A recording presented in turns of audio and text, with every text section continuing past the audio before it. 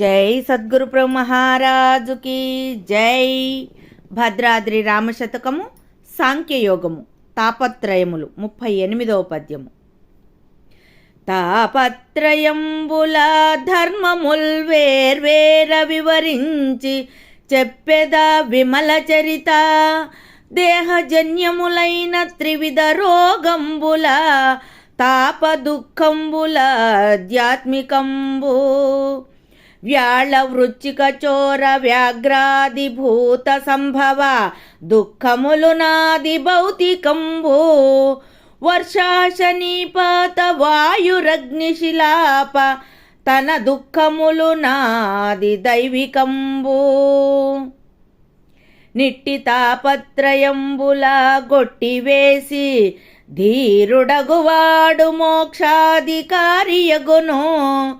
రమ్య గుణధామ భద్రాద్రి రామ పరశురామ నరసింహదాస రక్షితావా.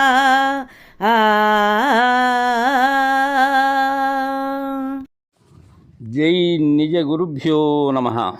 జై అమలాంబ సమేత అనుభవానంద రాజయోగేంద్ర ప్రభుస్వాముల వారి దివ్య చరణారవిందములకు ద్వాదశి వందనములు సమర్పించుకొనొచ్చు.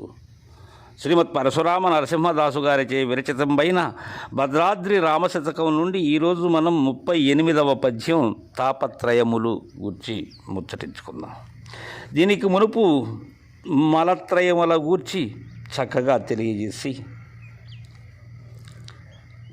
ఈ సంసార కూపంలో పడి పామరులైనటువంటి వారు ఈ త్రిమలములందు బద్ధులై వాటిని విడిచిపెట్టలేక ముక్తి మార్గాన్ని పొందలేకున్నారు అని తెలియజేసి, నాయనా శిష్య, తాపత్రయంబుల ధర్మముల్ వేర్వేర వివరించి చెప్పెద విమల చరిత.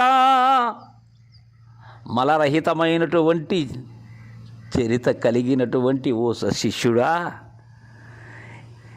ఈ తాపత్రయముల యొక్క ధర్మాల్ని విడివిడిగా వివరించి విడమరచి తెలియచేస్తాను అంటున్నాడు. అసలు తాపము అంటే దుఃఖము లేక వేడిమి అని అర్థం. ఇవి ఆధ్యాత్మిక, ఆదిభౌతిక, ఆది దైవిక అనబడేటువంటివి. ఈ ఆది అంటే రోగము అని అర్థం. మనిషి నిద్ర లేచింది మొదలు కూడా తాపత్రయపడుతూనే ఉంటాడు. ఈ తాపత్రయములు అనేటివి లేకుండా మానవుని యొక్క మనుగడ సాగటం లేదు. మానవుని యొక్క తాపత్రయాలకు అంతే లేదు. ఆ తాపత్రయంతోనే జీవితంలో ఉరుకులు పరుగులు. అందరూ కూడా మనం వింటూనే ఉంటాం, నా తాపత్రయం అంతా నన్ను గురించి కాదు, అంతా నా సంసారం గురించే అనేటువంటి మాటలు అందరి నోళ్ళలో వింటూనే ఉన్నాం. ఇక ఇక్కడ మనకి ఏం చెప్తున్నారంటే గురుదేవులు, దేహజన్యములైన త్రివిధ రోగంబుల తాప దుఃఖంబుల ఆధ్యాత్మికంబు. ఈ దేహము ద్వారా జనించేటువంటి త్రివిధమైనటువంటి రోగములు ఏవి? వాత పిత్త శ్లేష్మములకు సంబంధించినటువంటి రోగాలు. వీటిలో 2 రకాలుగా ఉంటాయి. ఇవి శారీరక పరమైనటువంటివి ఉన్నాయి, అవి వాతపిత్త శ్లేష్మములు. ఇంకా మానసిక పరమైనటువంటివి మనకు ఉండబడేటువంటి అరిషడ్వర్గాల వల్ల కూడా ఈ ఆధ్యాత్మిక తాపం ఉంది. అంటే దేహజన్యములైన త్రివిధ రోగంబుల తాప దుఃఖంబుల ఆధ్యాత్మికంబు. ఇంకా నాయన తరువాతది, వ్యాళ వృచ్చిక చోర వ్యాఘ్రాధిభూత సంభవ దుఃఖములు నాది భౌతికంబు.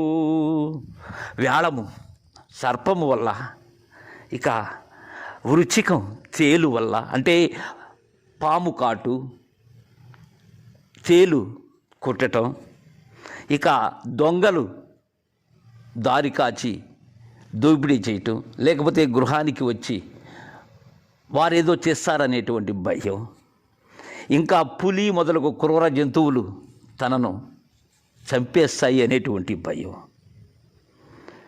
ఇంకా మొదలుగా కలిగినటువంటి భూత సంబంధమైనటువంటి వాటితో కలిగేటువంటి దుఃఖాలు అంటే భౌతిక ప్రపంచంలో ఉండబడేటువంటివి తనకు హాని కలిగించేటువంటి వాటి వల్ల వారు సాటి మానవులైనా కావచ్చు. అదే ఆధ్యాత్మిక తాపం. ఈ శారీరకమైనటువంటి మానసికమైనటువంటి బాధలు ఏవైతే ఉన్నవో, ఈ మానసిక అశాంతి కానీ, శారీరకంగా వచ్చేటువంటి ఈ వాతపిత్త శ్లేష్మములకు సంబంధించినటువంటి వ్యాధులు కానీ, ఇవన్నీ కూడా ఆధ్యాత్మిక తాపం. ఇక అధిభౌతిక తాపం ఈ ప్రకృతి పరంగా అంటే క్రూర జంతువుల వల్ల వాటి వల్ల వచ్చేటువంటిది. తరువాత చెప్తున్నారు చివరిదైనటువంటి అధిదైవికాన్ని గురించి. వర్షాశనిపాత వాయురగ్నిశిలాపతన దుఃఖములు నది దైవికంబు. అధికమైనటువంటి వర్షం వల్ల అంటే వరదల వల్ల. ఇక అశనీపాతం. అశని అంటే ఏంది? మెరుపు అంటే ఉరుముల వల్ల. ఆ మెరుపు వల్ల అంటే పిడుగుపాట్లు. ఇంకా వాయువు అధికమైనటువంటి గాలి వల్ల. ఇక అగ్ని, శిలాపతనం అంటే వడగండు లాంటివి పెద్ద పెద్ద గడ్లగా అంటే అవి పడ్డప్పుడు వాటి ద్వారా కూడా ఉపద్రవం సంభవిస్తుంది. అలాంటి దుఃఖములు అధిదైవికములు. అంటే ఇవి ప్రకృతి సంబంధమైనటువంటి పంచభూతాల వల్ల కలిగేటువంటి బాధలు ఇవి. ఈ భూకంపాలు కానీ, పిడుగులు కానీ, వరదలు కానీ ఇవన్నీ కూడా ఇవి పంచభూతాత్మకమైనటువంటి బాధలు ఇవి. అందుకే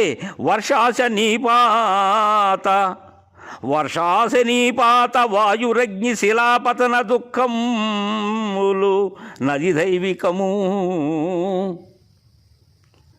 నిట్టి తాపత్రయంబుల కొట్టివేసి ధీరుడగు వాడు మోక్షాధికారియగును. ఎవరైతే ఈ తాపత్రయములను కొట్టి పడవేసి ఆవల త్రోలి ఎలా పోతాయి?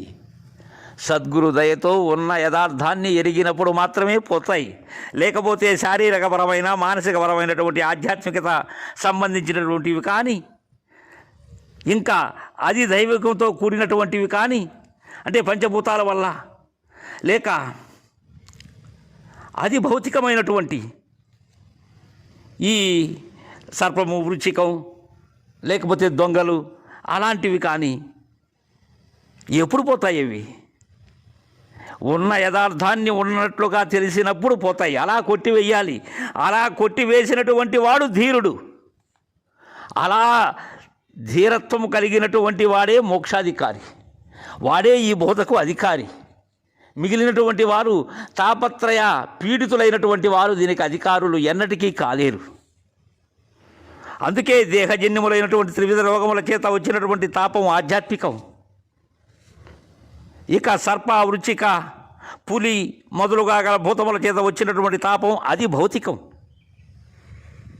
ఇక వర్షము, పిడుగుపాటు, వాయు, అగ్ని, వడగండ్ల చేత వచ్చిన తాపం అది దైవికం.